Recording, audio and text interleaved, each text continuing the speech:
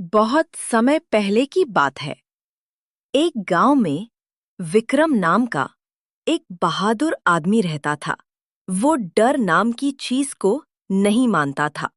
गांव के पास एक पुराना सुनसान हवेली था, जिसके बारे में कहा जाता था कि वहां भूत रहता है।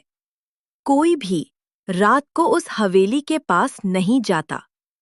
एक दिन गांव में चर्चा होने लगी कि जो भी उस हवेली में एक रात बिताएगा, उसे इनाम मिलेगा। सभी डर गए, लेकिन विक्रम ने चुनौती स्वीकार की। विक्रम रात को एक लालटेन लेकर हवेली पहुंचा। जैसे ही आधी रात हुई, हवेली के अंदर अजीब सी आवाजें आने लगी। दरवाजे खुद ब खुद खुलने लगे, दीवारों पर परछाइयां दौड़ने लगी।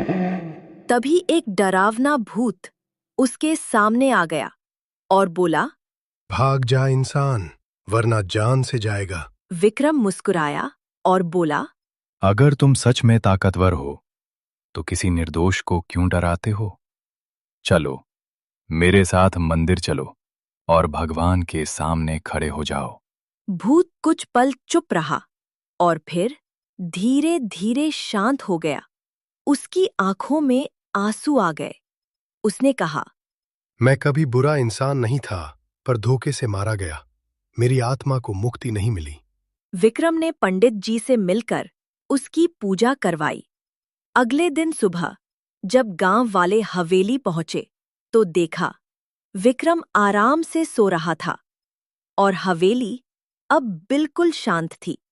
उस दिन से हवेली में कभी कोई अजीब घटना नहीं हुई।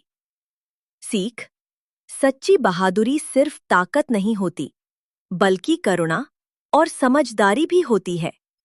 डर को समझकर और सच्चाई से उसका सामना करके ही उसे हराया जा सकता है।